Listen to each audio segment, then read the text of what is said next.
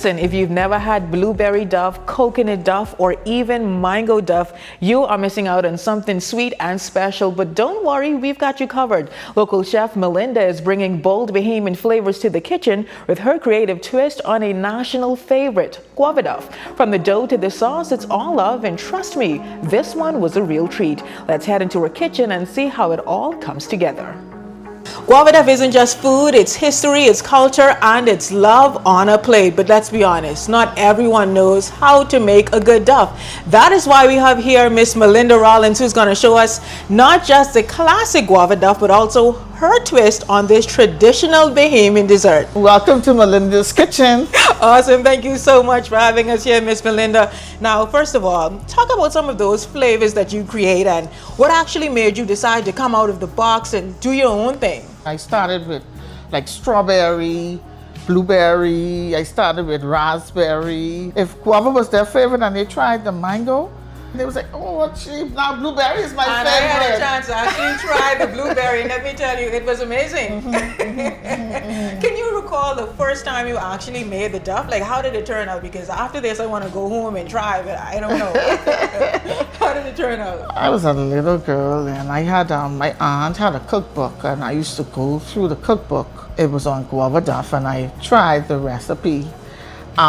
She walked me through it because she knew how to do it, but they didn't have a recipe. You know, back in the day, they didn't have recipes. Okay. And so the measurement part of it was in, but I tried the recipe and she gave me little pointers, and it did come out pretty good. Now we know guava duff, like I said, is a quintessential Bahamian dessert, but it actually dates back to, I believe, the 1830s, and the term duff is actually British slang for boiled or steamed pudding. When you're actually making the duff, do you think you're carrying on tradition, or do you think that you're, putting your own twist to history? I am definitely carrying out tradition because it's the same process. It's just that I add my twist to it. I took away the rum, I added some flavor to it. Okay. And I toned down the sugar and the butter a lot. And now Bahamians don't come for me because I know how Bahamians are. Like, hey, this ain't authentic Bahamian duff, but right. Yes, but I add a little cream cheese just to tone the sweetness down a bit, and I flavor it. So what is the first step? The first part of it, making the duff, is the fruit. You have to prepare the fruit. I would peel the mango and take the meat out. And just like how you would prepare the guava, you dice it up, slice it up however you want. Some people like their chunky, some people like it smooth. So however you choose, you can just cut up the meaty part of the mango. I just want to put a little disclaimer. This is Melinda's recipe. Do not try this at home. I should have stuck with that guava. So I sift my flour, baking powder, salt, and sugar. So for this particular recipe, you're making a large stuff, or you're making a smaller one? Well, I'm just making one. 2 teaspoons of baking powder, a half a teaspoon of salt, and 2 tablespoons of sugar. A cup of Crisco, and you add it to it. What does this Crisco do? It makes it light and fluffy. So it would give me that texture once I add the liquid to it. I add a little milk, a half a cup of water. You don't want it too sticky, but you'd have to know when it's just right. Do you think younger Bahamians are actually learning how to make the duff, or is it like a lost art? Because you said your grandparent actually taught you how to make it. I know there are some young people that makes the duff. Actually, my daughter is my kitchen helper, and so I hope to pass the tradition on to her. So she basically knows how to do it. What do you think sets your duff apart from everyone else's? Sauce. The sauce is what really drives it home. We're going to put our hands in it together. Use your hands. Can you explain, I know after you do this, you add the fruit and then you'll actually put the dough into a pan to boil it, right? What's the reason why we see some people using a pillowcase? Like, where did that come from? The pillowcase, to me, it gives it that wet texture. And personally, I don't like the wet texture. You roll it out, and then you place your mangoes.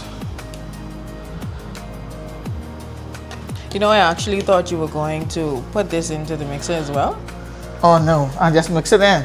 Okay. No. That is very interesting. Just like how you do the guava, you prepare it the same way with the mango. And then you roll them up just like how you roll up the regular dough. Okay. And when you boil it, is it still going to be like chunky? Yes. Or- Actually, mango tastes like canned peaches once it's boiled.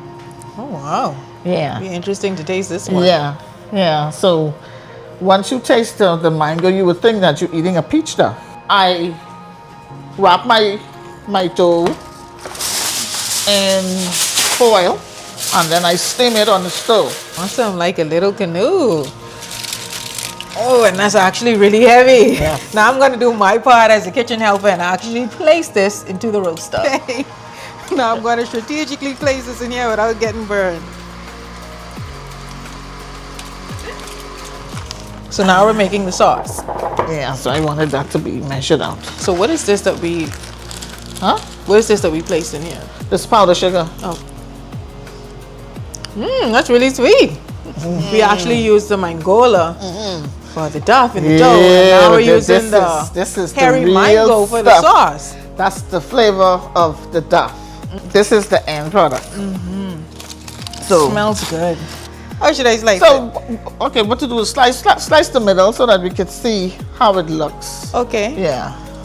Oh, it's heavy. Yeah. So this is how it looks once it's done. Amazing.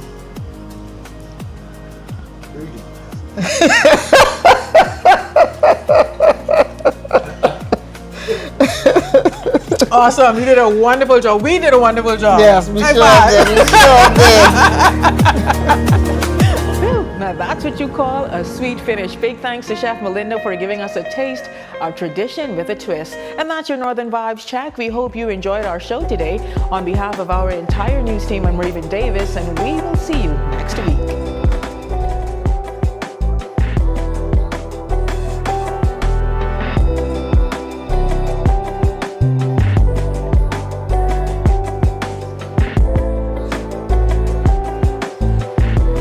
Interested in being featured on Northern Vibes? Shoot me an email at ra.davis@znsbahamas.com. At Government House, I'm Regis Cartwright. This is ZNS. ZNS News is brought to you by the new BTC. Fiber is here. Faster, stronger, more reliable. Together we are unstoppable. Switch today. Coming up in the Bahamas tonight, the weekend edition, heavy rainfall and strong winds forcing the Disaster Risk Management Authority to make some crucial decisions. Tune in to hear what this means for you. Also, what impact the storm's having on local ports and, by extension, the top industry. And a moment of silence as the country mourns the loss of a parliamentarian, cabinet minister, and community leader. The Bahamas Tonight, the weekend edition, starts now.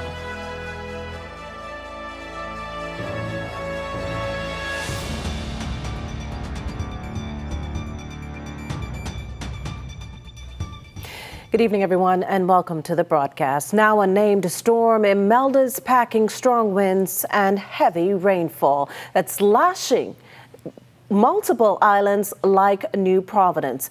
Now, for more on the specifics of where she is, where she's headed, on what conditions you can expect, and the kicker, when she should be completely out of here, we turn now to our Chief Meteorologist, Basil Dean, who's standing by in our Weather Center. Good evening, Makisha. Let me attempt to answer those questions for you. First of all, Imelda, well, it's just off the east coast of Kemps Bay, South Andrews, roughly about 25 miles to the south of New Providence. It is moving towards the north now at 9 miles per hour, and we expect further increase in that forward speed later on tonight. In addition to that, the sustained wind still holding at 40 miles per hour, but that too is expected to change later on tonight. As Imelda approaches the Abaco, we can see some intensification taking taking place there as well. And these feeder bands, they continue to support pockets of light to moderate precipitation, both in the extreme northwest and southeastern parts of the country.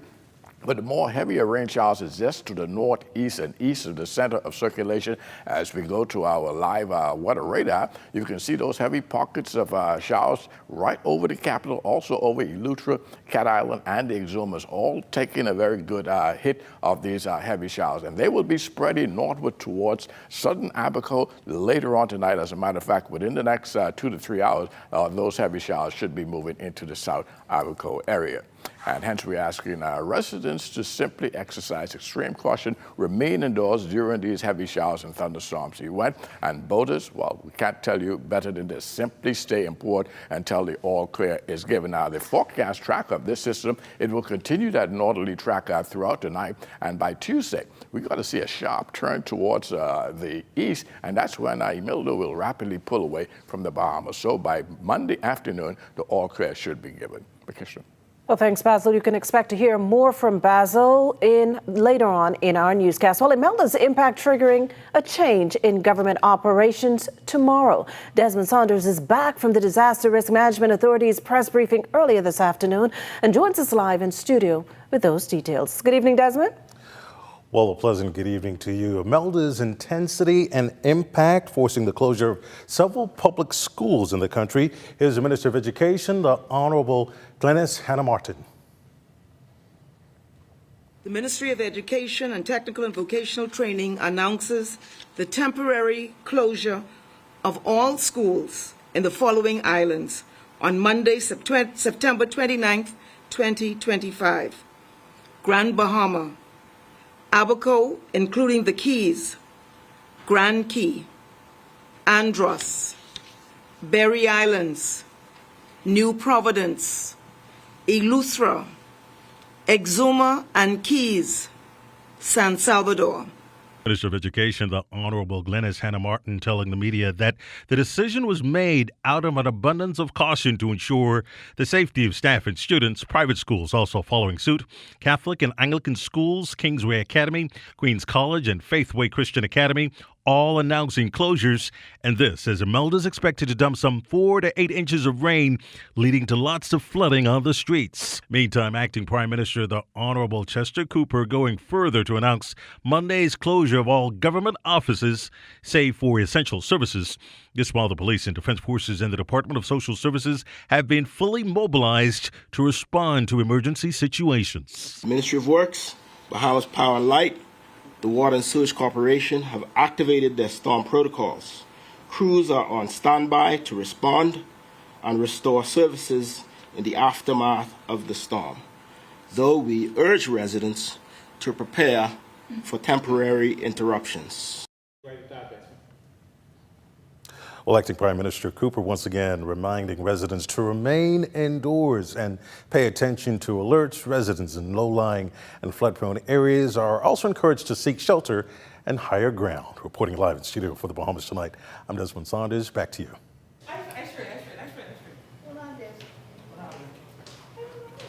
Well, thanks, Desmond. Now, for a full list of school closures, please visit our social media handles. Now, as forewarned, and as some of you may have already experienced, the capital's experiencing severe flooding in low-lying areas. In the inner city is where you can find our LaDawn Davis. LaDawn? Makushla, oh dear girl, let me tell you, you can't see it, but I can feel it. There are dozens of potholes here in the Grove community. I think before the broadcast, I possibly nearly fell about 4 times trying to maneuver here in the community. And of course, you know, Victor Adderley, our cameraman, he was having a dandy laughing at me. As you can see behind me, there are a few residents who are walking in the area trying to get to their homes and their final destination. Before the broadcast, there were a number of cars that came through here. A BPL truck came through here as well. A few Japanese cars, a march. Imagine a march coming through this body of water, should I say flood waters. Now, just to give you a little bit of how deep the water is, I think I'm standing in about 3 to 4 inches of rain here, and that's all due to Tropical Storm Imelda. And as you can imagine, it's going to be, we're going to have a number of rain for the next few hours, I'm sure, as a result of Tropical Storm Imelda. And I'm sure we're going to go over to West Calix Forbes, who's in the Pinewood Gardens area. And as we're all aware, Pinewood Gardens is a flood-prone area. Let's see what she's been up to and how they're faring over there in Pinewood Gardens. Wes? We are currently in Pinewood, an area that is well known for flooding. Earlier this morning, there wasn't much, but as of recently, as you can see, and behind us, a car is struggling to get up on the pavement. This comes shortly after the system has been upgraded to Tropical Storm Imelda. But when it comes to amount of rain, meteorologists say some areas are expected 4 to 6 inches of rain, while others are expected 8 to 10 inches of rain. One Pinewood resident told us the water crept just feet away from her front porch. As you can see, the water is already covering your feet. It's almost up to the first step, soon to enter our house, which is not good at all. We're wondering if they're going to have persons come and try and pump some of the water to help eliminate how high the water is right now. But we're really on edge. We're afraid. We don't know what to expect and what's going to come between now and tomorrow. Another resident shared that flooding has been a problem in Pinewood for years. Authorities are asking individuals that live in flood-prone areas to please be cautious and do not drive in areas with high water beds. They are asking individuals to please stay indoors and stay safe. For the Bahamas Tonight, I'm Wes Calix Forbes. Now, official forecasters say we can expect to about 4 to 8 inches of rain. I think 8 to 10 inches as of Monday. And I hope the residents here in the Grove community are able to make it out safe tomorrow. Back to you in studio. Well, as you heard, a degree of anxiety there, but we want to say from all of us here, sitting safe and sound back in the studios, ladies, please be safe. Now, despite warnings, a number of you were still out and about on the streets, as you just saw, putting nature to the test. A few of you caught on camera with our Cleopatra Murphy. Crashing waves along the shoreline and flooded streets with inches of water was the norm as the eastern end of the island began experiencing the early effects of Tropical Depression number 9 Sunday morning. That would later be upgraded to Tropical Storm Imelda. Despite the weather, though, seafood vendors like Gregory Brown were still out on the Montague boat ramp trying to make a sale, even in the face of the elements. I'm the only fisherman, Mr. Brown, and you know I have a lot of customers. And a few called me from yesterday, and I tell them I'll be out from 6:30, 7 o'clock this morning, but I'll be leaving soon. But whoever wants some fresh groupers and stuff, they can come on now before 12, before the weather get extra bad. One of those customers weathering the elements was former Defense Force Marine Herbert Bain, who was taking it all in stride. Really and truly, when you look at historically, when a storm forms within the Bahamas, normally we have minimal impact. Of course, because we are a low country, there's lots of flooding, and there's some wind, and we have to actually take it serious because of the fact that a lot of people are going to be impacted by water in the streets. But for me, after almost 30 years in the Defense Force, this is minimal weather for me, and I came out to get a good grouper to boil today. Another resident, Shaquille Adderley, who was not overly concerned about the system, used the early morning hours to sightsee, but appealed to others to get ready. It's approaching NASA right now, and things are looking good, so I advise Bahamians to prepare. Despite his early morning foray into the weather, Bain says he was prepared. I went to the food store yesterday, and which was pure madness, really and truly. But I went to the food store, pick up a few things that I would have normally picked up anyhow, and so nothing really. Because we live in the Bahamas, Bahamians ought to be prepared year-round. So that last-minute business, that doesn't work, not in our local environment. Brown says he too was more than prepared to weather the system once he hunkers down. I did that from about 2 days ago. I prepared myself. I have a generator, I have freezers with ice. So in case the current go off, I can ice down my fish. But I have stuff in place. As other residents brace for what may come, Bain has this advice. Be sensible in everything that you do. Of course, there's a lot of potholes in the island, so be careful riding around the streets. If you don't have to be out, don't be out. Despite pools of water gathering in the streets like this one, up to midday conditions had not deteriorated too badly, but we'll see how that progresses throughout the day. For the Bahamas Tonight, I'm Cleopatra Murphy. Now, truth be told, Tropical Storm Imelda, a grim reminder of what the Bahamas endured 6 years ago. But as our Maya Moss tells it, it also serves as a beacon of hope that in times like these, we're stronger together. For countless families, the storm's true toll may not only be measured once the skies clear, it's the looming financial impact of repairing homes and lives. We spoke with residents in preparation mode, all voices mixed with urgency and concern. We're not prepared. We are not prepared for this. I'm praying to God that the storm passes by, get a little bit of wind and rain, but the Bahamas can't take another hurricane. This will be a Dorian all over again for us.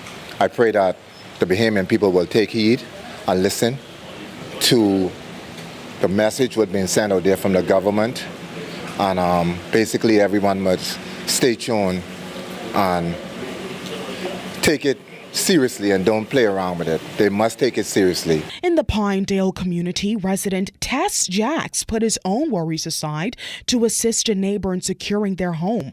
For him, the storm is a reminder that when winds rise and the skies darken, it is only by lifting each other up that communities truly endure. During the storm, we have some neighbors on the area. We talk to each other every day. If they need my help, I always help in. I live way to Pinedale, so I didn't have no other choice to come there this morning, try to finish them off, so if anything happens, so they'll be secure. In the path of the cyclone, families across New Providence cling to the hope that what the storm threatens to take, resilience will help them restore. For the Bahamas Tonight, I'm Amaya Moss. Good job there, Amaya. Operations at the country's main gateway in stark contrast to what they typically look like on a Sunday. The Lynden Pindling International Airport, a ghost town after flights were canceled. Despite its closure, though, a number of people still made their way there. Vaughn Albury joins us live from LPIA. Vaughn? Thanks, Makushalo. On Saturday, the Nassau Airport Development Company announced that operations here at the Lynden Pindling International Airport would be suspended during the passage of the tropical system, which is now Tropical Storm Imelda. A number of persons did not get that announcement, including Sidney McPhee, who along with its driver, Gregory Thompson, came to the airport early today. Here's their story and that of others. With operations here at the Lynden Pindling International Airport suspended, one passenger, Sidney McPhee, was brought to LPIA by taxi. Like him, taxi driver Gregory Thompson was unaware that LPIA was closed. Well, we thought the airport was open, and I brought him down to see if he could get his luggage came in from Panama. So you were unsuccessful in that venture? It seems so. I don't see anything happening here. Everything seemed to be closed down. But the gentleman who works at Copa said that to come back on Sunday, said my bags would be here. That's why we came down. LPIA looked deserted except for a few employees and even visitors like New Orleans natives Mr. and Mrs. Eddie and Contrice Tyson, who came to drop off their rental car. We had gotten a text that saying our flight was canceled. Wow. So what are you going to do? We're going to go back to the Airbnb and wait it out. Yeah. And see if we can get a flight out either tomorrow, Monday, or the next day. You know about the weather system? No. We didn't know about the weather system. And the person that we're renting the Airbnb from, he was very good. He's very concerned. Yeah. He called us and, was just letting us know everything that was going on, what he was seeing on the news. Right. So we're grateful for that. Adona Lauren came to LPIA to check on her United Airlines flight. So what have you heard from United? Just that the flight was canceled, no word on how to rebook, if we're leaving tomorrow. I just figured maybe at least Americans would be lined up trying to figure out how they're going to get out. And now that you're here at LPIA, what do you see? Just me and you this morning, so I guess there's nothing happening. What are you going to do? I'll try to rebook. So I'll contact them, reach out, and see how best I can rebook today. so that United Airlines passenger Sidney McPhee and the Tysons from New Orleans will all have to return to LPIA, because in a late statement this afternoon, NAD announced that the all clear will not be given until safety checks have been made here at LPIA. Reporting live from the Nassau International Airport, I'm Vaughn Aubrey for the Bahamas Tonight. Well, thanks, Vaughn. Now, on the high seas, several cruise lines also canceling stops at the capital, leaving the usually busy Nassau cruise port, well, empty. Mauritian Burrows has this angle.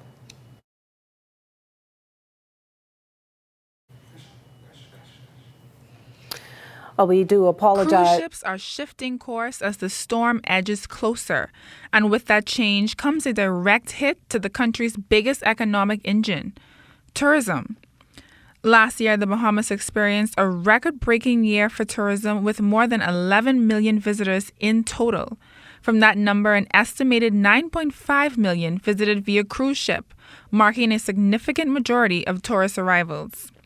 Meteorology officials state that the current weather system is set to become a tropical storm before the end of Sunday, resulting in not just airport, but cruise port closures across the country. Port officials have announced that ships expected to dock into Nassau and other family islands today have been rerouted to safer waters following the announcement of today's port closures. The storm has impacted our vessel schedule in that we previously had calls from the Wonder of the Seas and Margaritaville at Sea for tomorrow. The Margaritaville at Sea had decided to call today and not tomorrow, obviously due to the weather, and the Wonder of the Seas has canceled. While it is anticipated that the port will reopen on Monday, a decision will be made by the port controller as to when the cruise port will resume operations. Fewer cruise arrivals translates to fewer dollars spent in shops, at restaurants, and on tours, affecting the country's tourism brand. But tourism officials say that this setback is temporary. During this very difficult period, safety normally trumps most of the day-to-day. So it's important that all of those impacted by the storm, whether from their travel patterns or those that may be impacted from the floods, that's given the number one priority. And once that is done, we will return to normalcy, and the tourism product is very resilient. I'm sure that at the end of the day, we will see a strong return to normalcy and that the business will return. While circumstances may appear grim presently, motion has been put in place to reopen the cruise port as early as Monday, weather permitting. And Acting Prime Minister, the Honorable Chester Cooper, says that this reopening will signal the resilience of the Bahamian brand. We are heartened, though, that we anticipate, as the Met Office has indicated, that the storm will be out of our jurisdiction very quickly by Monday, all things considered as advised, and therefore we hope that we will be in a position to reopen very quickly, and once the all clear is given, we will announce to the world again that we are open and ready for business. For the Bahamas Tonight, I'm Mauritian Burrows. Well, still talking tourism, a resort in Western New Providence remained open as rain drenched the capital. Vaughn Aubrey has this update from the owner of Sun Fun Resort. Guess what? We are blessed because this time it could have been much worse. But the rain is falling lightly, and I can tell you that there are no big puddles along the West Bay Street strip. But we're here at Sun Fun Resort, a 40-room resort here on West Bay Street, and it's open for business. It's business as usual. With me, Monique Evans Cambridge, the owner. Tell me, how is business even though the storm is here? Well, business is very good right now. We're about 80% full. We still have rooms available if anybody's looking for accommodations.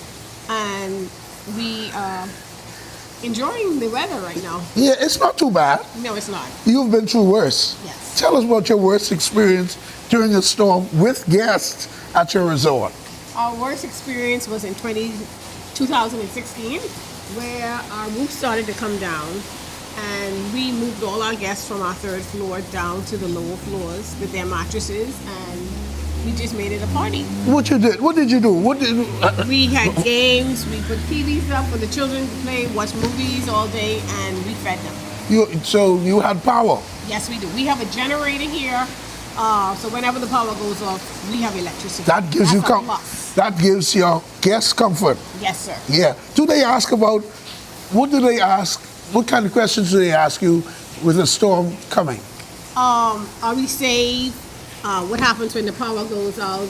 Where can we get food or little snacks? Yeah. And we have all of those things on property to accommodate the guests. What's the best thing that you have experienced during a storm?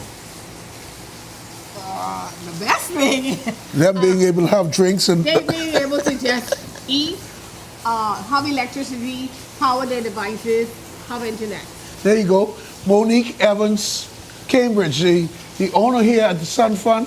They're 80% full, and their guests are quite happy, even though a storm is impending. Back to you.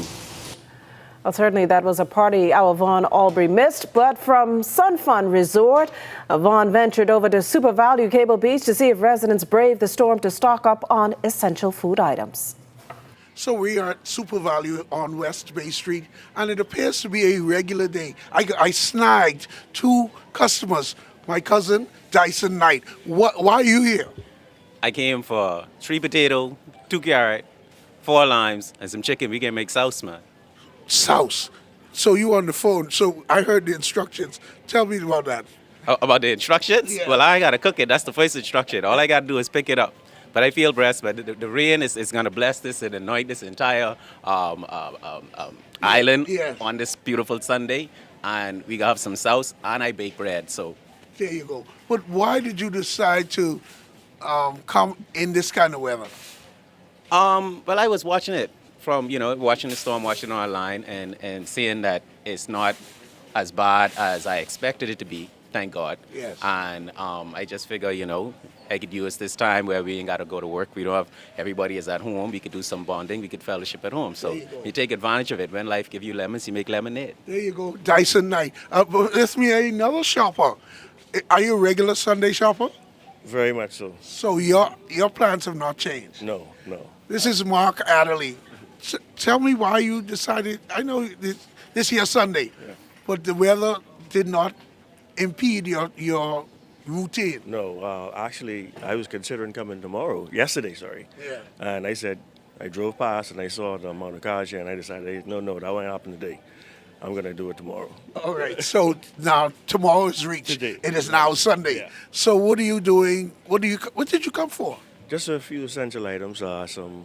Essential? No, Yeah. some chicken wings, and that's essential because you need to eat, to be in. And considering we don't know how long the storm's going to be here, just to make sure we get the hold us over. There you go. So those are just 2 of the shoppers here at Super Value at Cable Beach, and many of them, they seem to want to make sure that they are cooking, having the items to cook a good meal on this Sunday as the storm comes up the island's chain.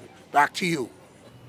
Thanks, Vaughn. You've heard a lot about the heavy rains, the strong winds, not to mention the flooding, but this system is packing much more. And Diane Dorset has the details. In the wake of now tropical storm Imelda, many Bahamians are asking a bigger question.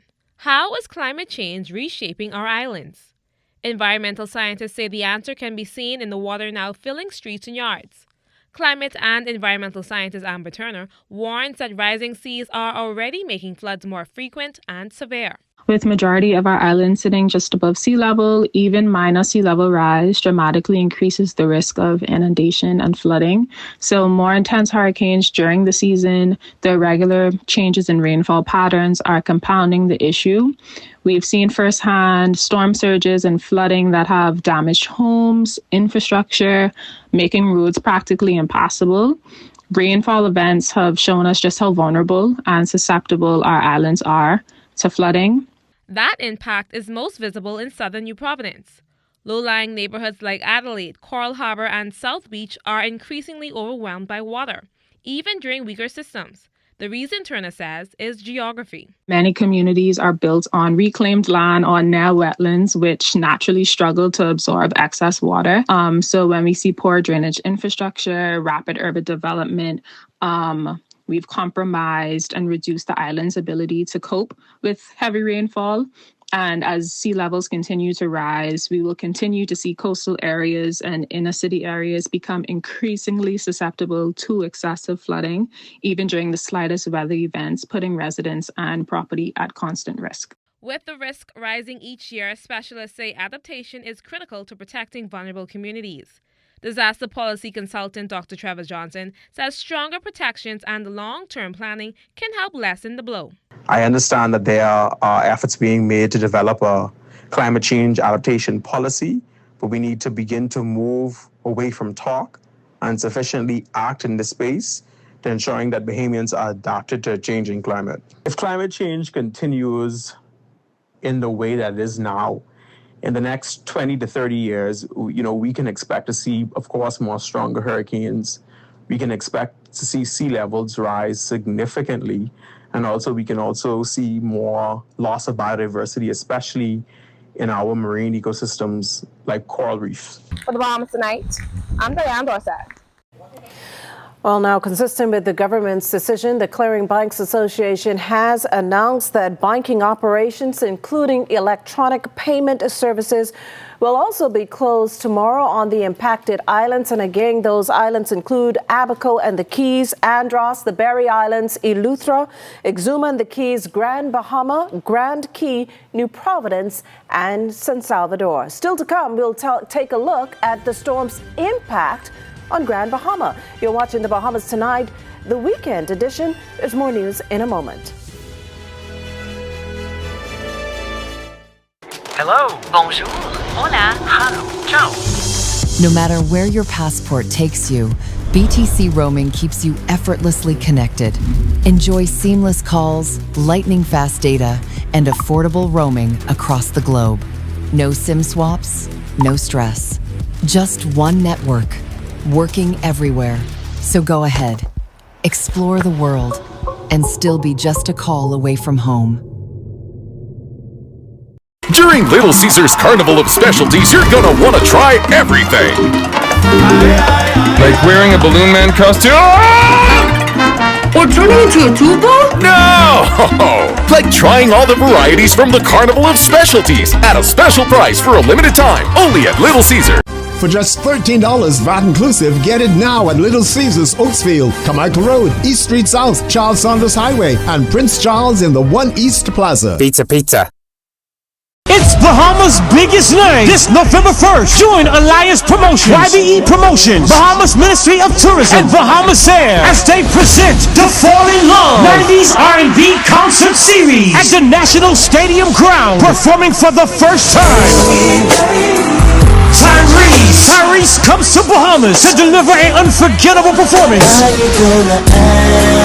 Also performing R&B sensation Uncle Sam. Get ready for Deborah Cox. The Fall in Love 90s R&B Concert Series, Saturday, November 1st at the National Stadium Ground, Nassau. Tyrese, Uncle Sam, and Deborah Cox. Advance tickets are available now at all Cash and Go locations, or log on to cashandgobahamas.com for info. Call 242-427-8111 or call 242-357-0116. Be there. And we can tell you the weather's deteriorating on the island of Abaco as tropical storm Imelda moves northward through the northwest Bahamas. We have our Shane Stubbs standing by with the latest. Shane? Yeah, Makushla, I'm here at the Bahamas government complex where it's nightfall now, actually.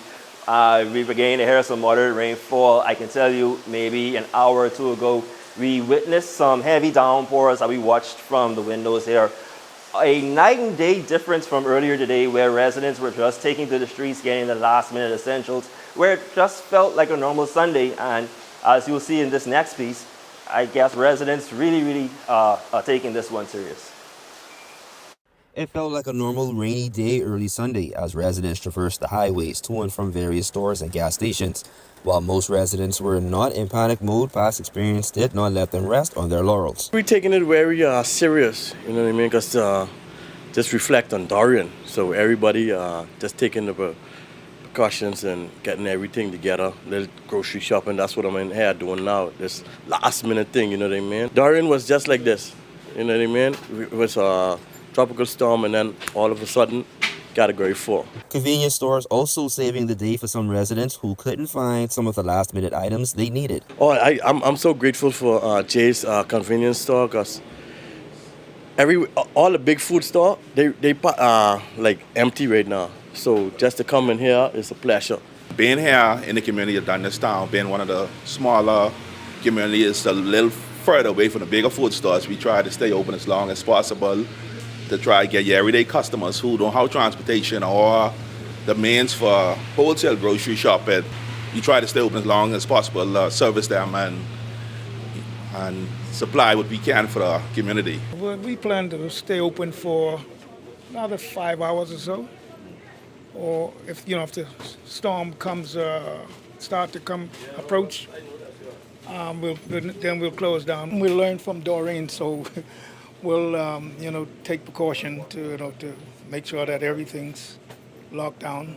All Abaconians have taken every measure to secure themselves. This according to Member of Parliament for North Abaco, Kirk Cornish, who especially commended those in his constituency for their proactive approach as the storm draws closer. Based on our experience, we are well prepared. We don't take it lightly. We recognize that storms can shift in a matter of hours, can become from a tropical depression into a major hurricane. We make all preparation, all caution is taken. Of course, in our command center, everybody is on call, on duty. I just want to say thank you and compliment those persons who sacrificed so much to be there. And as Tropical Storm Imelda barrels its way through the night, Family Island Administrator Kenwood Cartwright encourages all residents to bunker down until the all clear is given. We trust that everyone so far has already did whatever shopping they needed to do and also already secured their supplies as well as things outside their homes. Don't put yourself at risk. Encourage your friends and family to do the same. As much as possible, keep in contact through the telecommunication systems, etc. Now, Administrator Cartwright obviously making a strong plea to residents here in Abaco to bunker down in place, shelter in place until the all clear is given tomorrow. Now, as far as residents who actually have gone into shelters, we understand that earlier today there were about 60 people sheltered at the Central Abaco Primary School. We understand that number has ballooned to about 86. So obviously residents are taking heed to the evacuation orders that were given out yesterday. So live here in Abaco, I'm Shane Stubbs. Back to you at the desk. Well, thanks, Shane. Now, residents on the southern shore of Grand Bahama also bracing for Melda's impact. And that's where you can find Matthew Mattenborough, also of our northern service. Living along the southern shoreline of Grand Bahama, residential homes and nearby businesses have grown accustomed to hurricane conditions over the years. Whether it's the heavy-handed rainfall, the body-resistant wind gusts, or the boat-treacherous choppy waters. The same conditions brought by Tropical Depression 9 that has now escalated into Tropical Storm Imelda.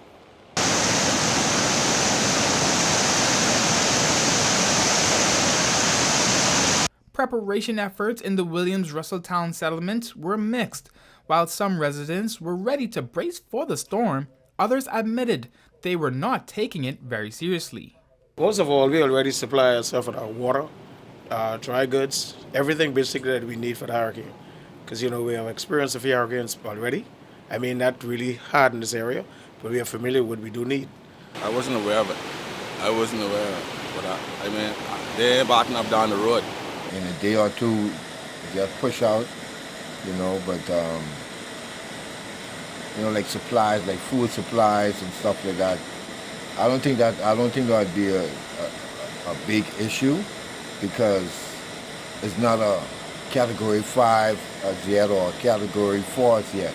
In contrast, residents with the Pinders Point and Hunters communities say they're not taking any chances, no matter what. Living in Grand Bahama for almost 20 plus years, you become a pro. So start preparing from March, getting it out the way. You get your canned goods, you get your water. So that's basically what I've been doing. I'm just here now getting bread because I procrastinated. They just come to just make sure the house safe and everything, That's why I really come down to make sure everything good. Despite the difference in awareness regarding the storm conditions, South Grand Bahamians agree on one thing. Don't take it for granted. Stay safe. Because remember the last time, we never thought we'd get hit the way we got hit the last time. Because definitely I'm from East Grand Bahama. And the East Grand Bahama was hit so hard, we never expected to hit that hard. Take caution, you understand? Because, in the nick of time, a storm could just flare it up and turn into a major hurricane. Now, earlier today, a press conference was held in the nation's capital, and a major concern brought to attention by the minister responsible for the disaster risk management, the Honorable Leon Lundy, was the overwhelming amount of individuals roaming the streets. He's encouraging everyone to please stay indoors until the all clear is given, as weather conditions are expected to deteriorate even further. For the Bahamas Tonight, I'm Matthew Martinborough. Well, we've got you covered. In the city of Freeport, the Ministry of Works is ensuring the drains are cleared to avoid flooding there. Raven Davis takes a closer look. As weather conditions on Grand Bahama gradually deteriorate with intermittent showers and light winds, the Ministry of Works and Family Island Affairs is taking action to reduce the risk of flooding. Officer in charge Toonie Hudson Bannister confirming that more than 20 priority drains across Grand Bahama were cleared over the weekend ahead of the approaching weather system. In the city of Freeport, we had to clear 7 of them by the Rand Memorial Hospital so that emergency vehicles can enter in and out of that area and traverse properly around that property. We also had to clear a few in the building that we're at because we needed persons to be able to access the incident command center here in the city of Freeport. And then we had some priority drains, 4 of which were in East Grand Bahama, and we had approximately 9 in the West Grand Bahama district that we cleared as a matter of emergency. Bannister says the ministry is expecting as much as 10 inches of rain at the higher end, making these exercises crucial. She adds the ministry is working to fast-track its regular drainage campaign program, but admits there are still additional areas of concern. Primarily in the Smiths Point area, they're in need of having a drain maintenance program executed there. Maida Town is another one of our areas that we have jurisdiction that needs some clearing. And of course, we have more in the West End proper in particular, that would need some special attention. And of course, we have some other areas within the city of Freeport that we take coverage on. Those are the shelter, parking lots, and that type of where we need access. We tend to those as well. Bannister also noting that the Ministry for Grand Bahama has been instrumental in fast-tracking paperwork to get contractors mobilized on the ground. Work started on Friday evening, and they've been working furiously, and we're trying to complete, and we have met our deadline before this evening. Now, with the system expected to impact us here in Grand Bahama at high tide, officials say the true test will come in the hours ahead, but they remain confident that the steps taken now will help to ease the impact of flooding. Raven Davis, ZNS Network News. You're watching the Bahamas Tonight, the weekend edition. There's more when we return. Tired of looking at the same old kitchen? Step 1. Our talented recommended designer Mark crafts a custom design just for you. Step 2.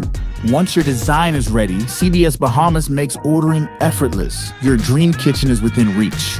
Step 3. Our recommended installers bring your vision to life, ensuring every detail is perfectly in place. Sit back and relax as your dream space becomes a reality. Visit cbsbahamas.com and start bringing your home improvement dreams to life today.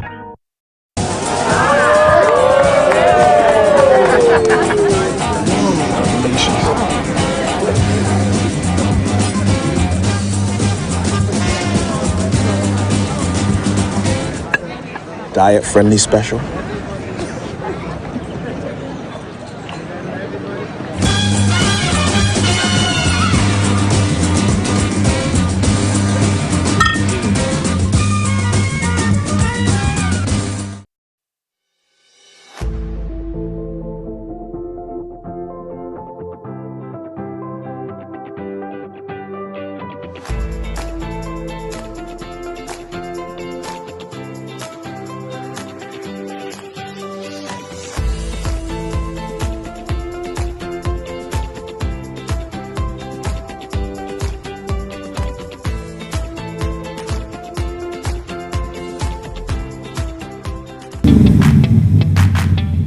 Introducing the Focal Smart Pass app that helps you to fuel up faster. Here's how it works. Download the app on the App Store or get it on Google Play and create your profile with payment details. Visit your nearest Shell station, open the app, scan the pump's QR code, select your payment amount, and begin fueling. Say goodbye to cash and cards because the Focal Smart Pass offers secure and convenient payment options right at your fingertips. Download Focal Smart Pass now and fuel up faster today. We turn our attention now to a story of a different kind. The early morning hours bringing somber news as the nation learned of the untimely passing of a parliamentarian and cabinet minister. On the scene for us, our Felicity Darville. Police report that shortly before 1 a.m., a man became unresponsive while on Mount Royal Avenue and Hawkins Hill. CPR was administered before he was transported to hospital via private vehicle. He was later pronounced dead, but police say that no foul play is suspected. Director of Communications in the Office of the Prime Minister, Latrey Ramming, confirming that the man that police reported on is indeed Minister the Honourable Vaughan P. Miller. He said that he served this country with dedication and commitment. Now, outside of Doctors Hospital, we spoke with Minister of National Security, the Honourable Wayne Munro. I had an opportunity to speak with his wife, who is currently out of the country, and convey my condolences to her. And we certainly would convey the condolences of myself, my cabinet colleagues, the Prime Minister, who I spoke with earlier this evening, to Minister Miller's entire family. It is a great loss to this country. He had just championed the passing of the mining bill and was pressing to get it fully actualized. As Minister Munro expressed condolences on behalf of the government, Minister Miller's family members who gathered outside Doctors Hospital, grief-stricken. It's a sad day. It seems as though he was on his way to the hospital and he just didn't make it. But we the family, we speak of the caring, the loving Vaughan, the Vaughan who he was the silent giant of the family. Now, touching the hearse before it drove away was former cabinet minister, the Honourable Leslie Miller, who said that he adopted Minister Vaughan Miller as his cousin and supported him during his political career. I have never met a human being, like I told all the people when we campaigned. He was a Christian man. He loved God. Never used a bad word in his life. He made people talk to one so bad. I said, listen, man, this is my cousin. He's Miller. I said, family, don't talk to me. That's how I had to tone him down before we go to the door, before he started to listen. I am my cousin. One biggest problem was that every other day, complained about these pains in his, he don't know where it was. He went to the doctors over and over and over. They kept saying that it wasn't his heart. It was just his muscles in his chest.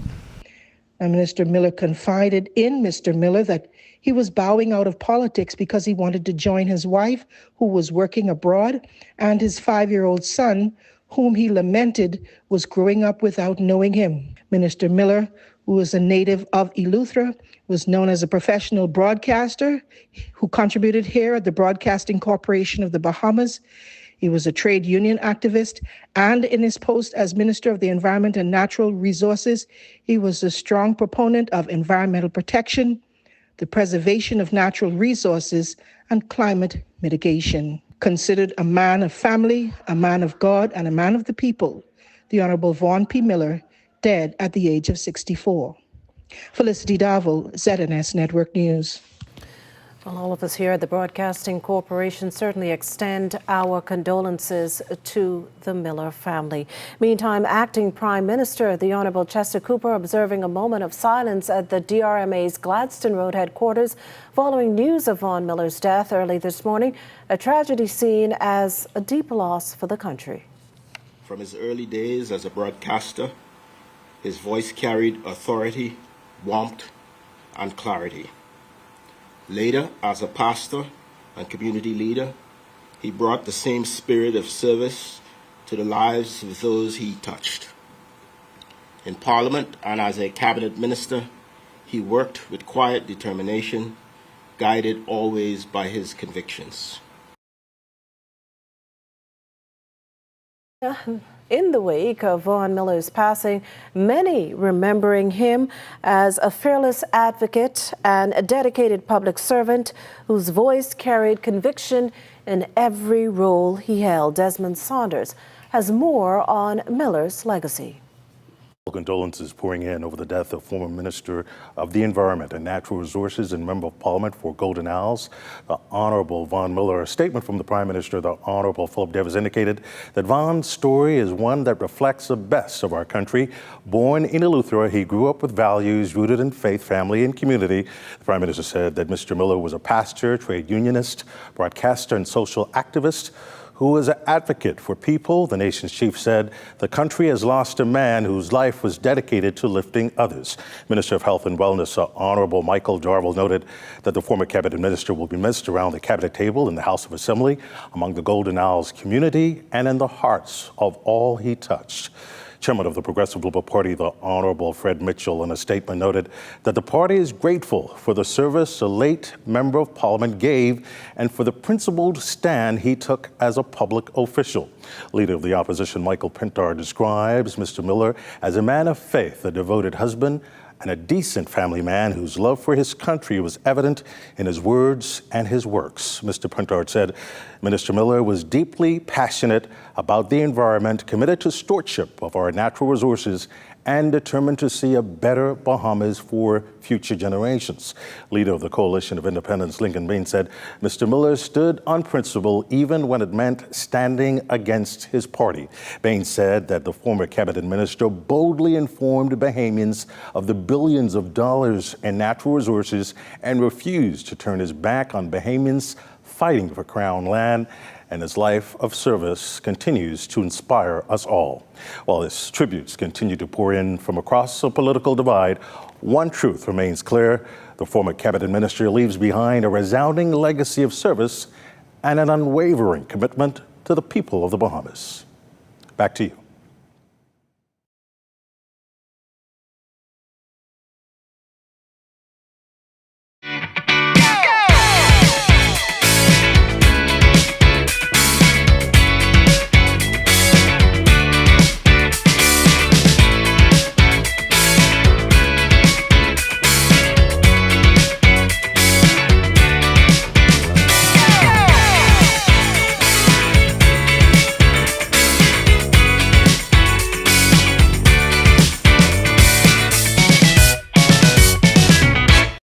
Are you a talented musician ready to take your passion to the next level? Then the Bahamas National Youth Choir is the place to be.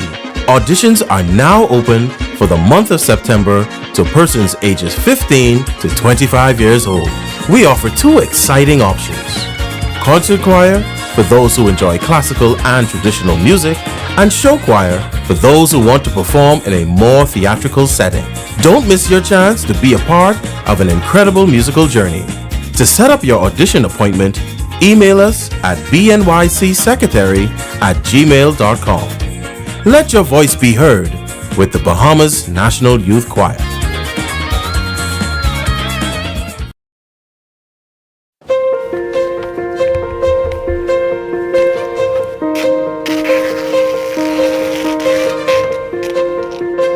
Get this straight to our new sales and marketing office, Centerville House, 5th floor, ASAP. New sales and marketing office, Centerville House, 5th floor, quick. New sales and marketing office in Centerville House, 2nd Terrace West, 5th floor, on my way. New sales and marketing office, Centerville House, 2nd Terrace West, 5th floor. You could have caught a ride with me. We're only a block away from ZNS. ZNS Sales and Marketing has moved to the 5th floor, Centerville House, 2nd Terrace West. For more information, call 502-3800.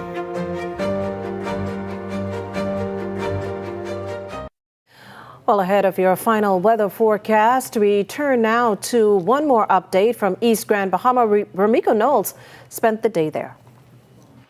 Makushla, I am standing near the Sir Jack Haywood Bridge, which is an entry point into East Grand Bahama. That is where I spent most of my morning. Now, around the 9 to 10 o'clock hour, the conditions were moderate, steady winds with occasional gusts, a few light showers, kind of like what we are experiencing right now. But for the residents, most of them were already inside, but a few could be seen making their final preparations and placing tarps on their roofs. I'm very pleased with Pelican Point. Just about everyone left out of Pelican Point. And McLeanstown, we have a few left, and also in Rocky Creek and High Rock also. So I'm very pleased with that. Some of the people take the heat and take the warning. And also we have the officer, as we speak, is in East Grand Bahama now, knocking on doors who's staying and try to get them to leave from East Grand Bahama. There has been a strong response to evacuation orders from residents in the settlements of East Grand Bahama, according to Chief Councilor Danny Bean. However, some have still chosen to remain behind. I just kind of decided to ride with this one. I send the wife down, and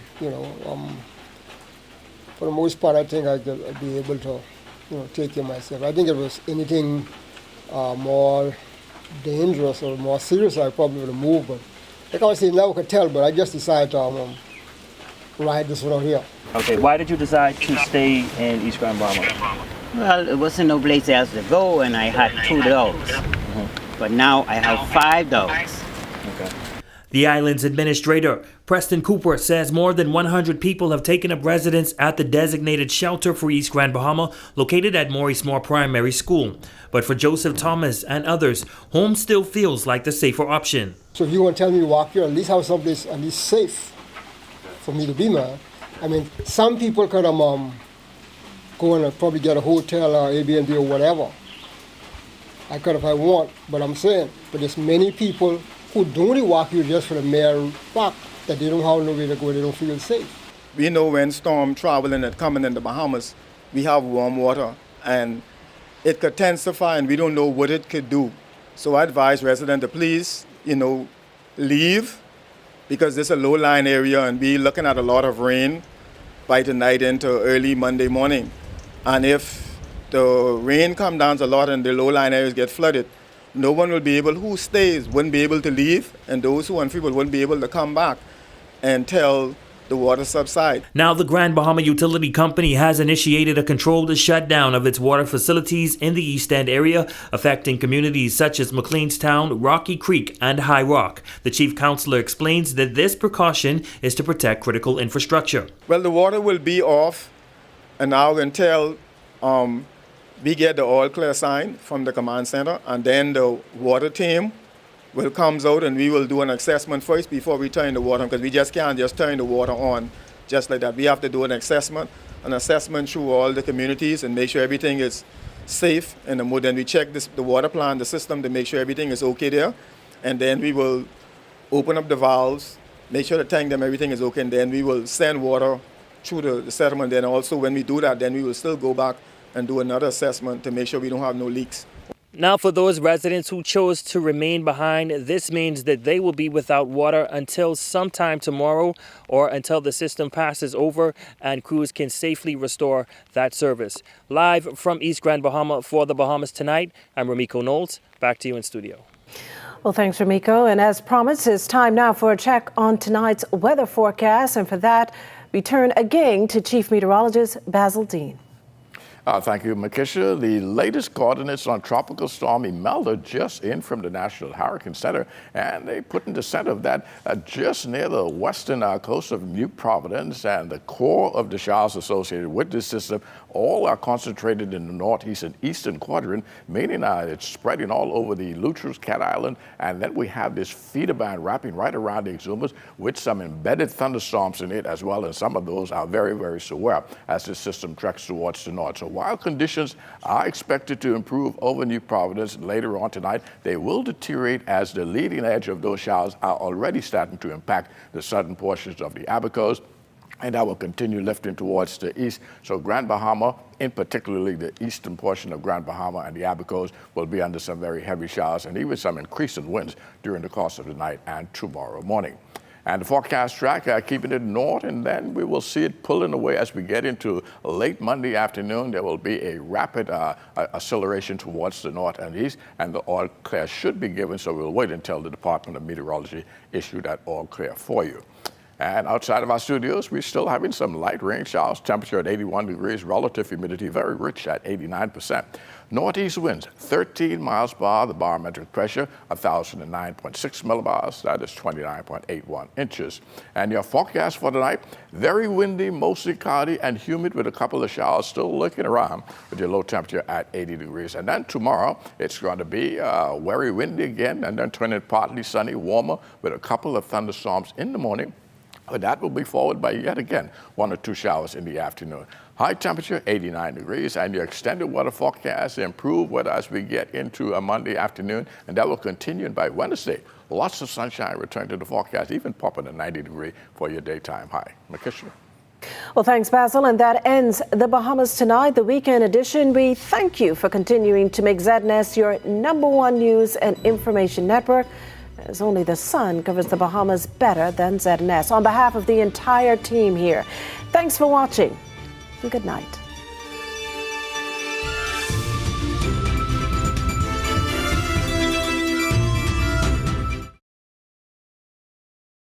We're learning, even playing, we're having lots of fun.